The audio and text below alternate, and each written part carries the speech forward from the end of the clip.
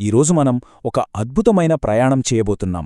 పురాణ కథల వెనుక అసలు ఎంతటి వేదాంత రహస్యాలు దాగున్నాయి, మన మనస్సును ఎలా కంట్రోల్ చేసుకోవాలి అనే విషయాలను చాలా స్పష్టంగా తెలుసుకుందాం.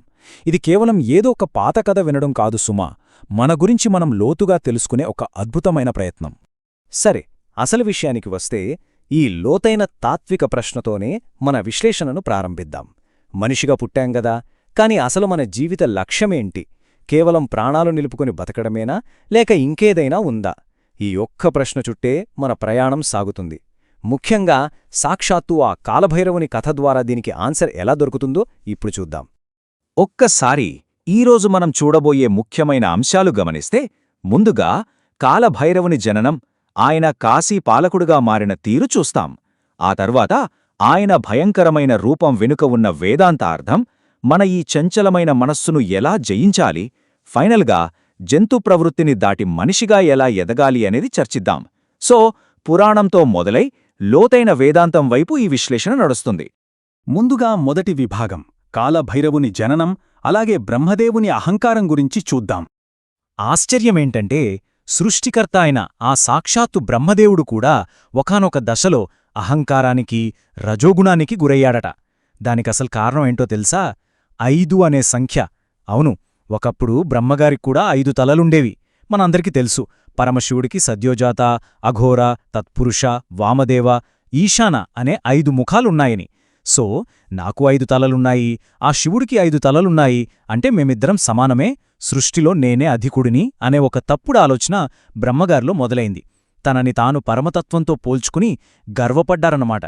అహంకారమనేది ఎంతటి వారినైనా ఎలా పడగొడుతుందో చెప్పడానికిది బెస్ట్ ఎగ్జాంపుల్ కదా. దీన్నింకా సింపుల్గా అర్థం చేసుకోవడానికి శ్రీరామకృష్ణ పరమహంసగారు చెప్పిన ఒక అద్భుతమైన కథను మీకు చెప్తాను. ఒక క్రమశిక్షణ గల భారీ ఏనుగు, దాన్ని భద్రగజమంటారు. అది చాలా హుందాగా రాజవీధిలో వెళ్తుంటే ఒక చిన్న కప్పకి దారిలో ఒక పావలా బిళ్ళ దొరికిందట.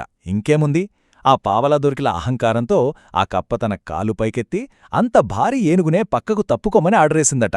చూశారా? ఏమీ లేనివాళ్లకు చిన్న సంపద లేదా ఒక హోదా రాగానే ఎంత నిరాధారమైన అహంకారమొస్తుందో, బ్రహ్మగారిక్కూడా ఆ 5 తలలుండటం వల్ల సరిగ్గా ఇలాంటి అహంకారమే వచ్చిందనమాట. అయితే ఆ గర్వాన్ని అణచడానికి పరమశివుని అంశంతో కాలభైరవుడు ఆవిర్భవించాడు. ఇక్కడ మనం గమనించాల్సిన ఒక ఆసక్తికరమైన పాయింటేంటంటే, ఆ తల తీయడానికి పెద్ద యుద్ధాలు, అస్త్రశస్త్రాలు ఏమీ వాడలేదు. చాలా సింపుల్గా, అవలీలగా బ్రహ్మగారి ఆ 5వ తలను కాలభైరవుడు కేవలం తన గోటితో అలా గిల్లేశాడు. అంతే. దైవశక్తి ముందు మన అహంకారం ఎంత చిన్నదో అర్థమవుతుంది గదా. ఇకపోతే మన 2వ విభాగం, కాశీక్షేత్ర పాలకుడుగా ఆయన ఎలా మారారు, ఈ బ్రహ్మహత్యా పాతకం స్టోరీ ఏంటో చూద్దాం. సాధారణ మనుషులకు ధర్మసూక్ష్మాలు నేర్పడానికి దైవం తనపై తానెంతటి భారాన్ని వేసుకున్నాడో ఇక్కడ మనం చూడొచ్చు. ఆ తల తుంచగానే బ్రహ్మహత్యా పాతకం వల్ల ఆ పుర్ర భైరవుని చేతికి గట్టిగా అత్తుకుపోయింది. నిజానికి దైవానికి పాపం అంటదు, కాని రేపు జనాలెవరైనా తప్పు చేస్తే ఆ శిక్ష ఎంత కఠినంగా ఉంటుందో చూపించడానికి ఆయన ఆ పుర్రెతో ఎన్నో యుగాలు భిక్షాటన చేస్తూ లోకాలన్నీ తిరిడాడట. చివరకు వైకుంఠం చేరుకొని నారాయణ్ణి చేత మనోరథమనే అమృతభిక్షను తీసుకున్నాడు. ఆ తర్వాత కాశీపట్నంలో అడుగుపెట్టాడో లేదో ఆ పుర్ర కాస్త కింద పడిపోయింది. అలా కాశీప్రవేశంతో పాపవిముక్తుడై సాక్షాత్తు ఆ కాశీనగరానికే ఆయన రక్షకుడిగా, పాలకుడిగా స్థిరపడిపోయాడు. ఇప్పుడు 3వ విభాగంలోకి వెళ్దాం. అదే భయంకర రూపం వెనుక ఉన్న అసలు ఆంతర్యం మరియు నిజమైన తత్వం. సాధారణంగా మనం ఆ ఆకారాన్ని చూసి బాగా భయపడిపోతుంటాం, కాని అసలు భైరవ అంటే అర్థమేంటో తెలుసా? ఆయన కుక్కవాహనం మీద ఉంటాడుగదాని చాలామంది వేరేలా అనుకుంటారు. కాని నిజానికి భైరవ అంటే ఎవరిని చూస్తేనే వణుకు పుడుతుందో, ఎవరి గొంతు వింటే మన బుద్ధి పనిచేయడం ఆగిపోతుందో అటువంటి భయంకరమైన గర్జన గలవాడు అని అర్థం. అంటే ఇది మనల్ని భయపెట్టడానికి కాదు, మన అహంకారాన్ని, పాపాలను భయపెట్టడానికి. దేహం వదిలాక ఎదురయ్యే ఆతనల నుండి కాపాడి మన కర్మలను దహించివేసే అత్యంత కరుణామయమూర్తి ఆయన. పాపాన్ని కడిగేసి పవిత్రులను చేయడమే ఈ ఉగ్ర రూపం వెనుక ఉన్న అసలు ఉద్దేశం. అలాగే భైరవాష్టకంలో ఆయనను దిగంబరం అని కీర్తిస్తారు. ఇదొక అద్భుతమైన వేదాంత భావనండి. అసలు మనం బట్టలెందుకు కట్టుకుంటాం? ఇంకొకరి దృష్టి మనపై పడకుండా ఉండటానిక్కదా? దీన్ని ఆధ్యాత్మికంగా చూస్తే భక్తులందరూ దైవాన్ని చేరుకోవటానికి భక్తి అనే వస్త్రాన్ని ధరిస్తారు. కాని సాక్షాత్తు పరమేశ్వరుడే అయిన ఆ దైవం ఇంకెవర్ని పొందాలి? ఆయనకంటే పైన ఇంకెవరూ లేరు కదా. కాబట్టి ఆయనకు భక్తి అనే వస్త్రంతో పనేలేదు.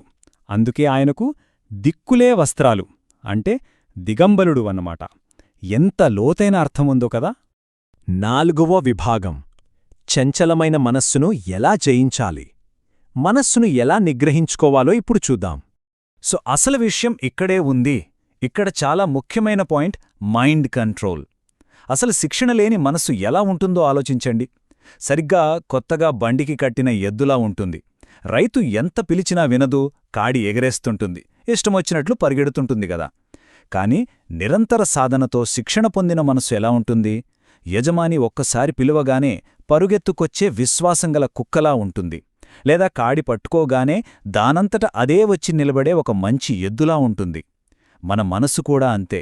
ధ్యానం చెయ్యాలి అని మనం పిలవగానే వెంటనే వచ్చి కూర్చునేలా దానికి శిక్షణ ఇవ్వాలి. ఈ వేదాంతమంతా మన డైలీ లైఫ్కి ఎలా కనెక్ట్ అవుతుందో ఇక్కడ మనం క్లియర్గా చూడొచ్చు. మరి మనస్సుపై ఈ కంట్రోల్ సాధించడానికి ఈ 3 స్టెప్స్ చాలా ముఖ్యం. ఫస్ట్ థింగ్, మనలోని చంచలత్వాన్ని, ఆ జంతు ప్రవృత్తులను మనం అబ్జర్వ్ చేయాలి. ఆ తర్వాత దాన్ని మెల్లిగా కంట్రోల్ చేసి దైవం వైపు మళ్లించాలి. మనకి ఈ అద్భుతమైన ఏకాగ్రతను, మనస్సును వెనక్కి రప్పించే ఆ పవర్ని ఇచ్చేవాడే కాలభైరవుడు. అందుకే ఆయనను ఆరాధిస్తే మనకు అద్భుతమైన ధ్యానం సిద్ధిస్తుంది అని మన శాస్త్రాలు చెబుతున్నాయి. ఇక మన చివరి విభాగం, జంతు ప్రవృత్తికి అతీతంగా ఎదగడం, అలాగే స్వామి వివేకానంద గారి గొప్ప బోధనలు. మనం ఈ రోజుల్లో ఎన్నో సాధించేశామనుకుంటుంటాం.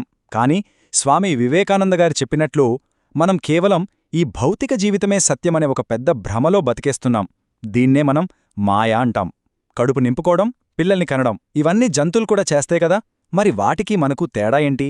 మనిషికి మాత్రమే ఉన్న ఒకే ఒక గొప్ప లక్షణం స్వాధ్యాయమండి. అంటే మన గురించి మనం తెలుసుకోవడం. బయట ప్రపంచం మీద పెట్టిన ఫోకస్ని మన లోపలికి మళ్లించినంతకాలం మన జీవితం ఆ జంతువుల జీవితం కంటే గొప్పదేమీ కాదని ఈ మూలవనరులు మనకు చాలా స్పష్టంగా చెప్తున్నాయి. ఒక్కసారి స్వామి వివేకానంద గారి కొటేషన్ ఎంత పవర్ఫుల్గా ఉందో గమనించండి.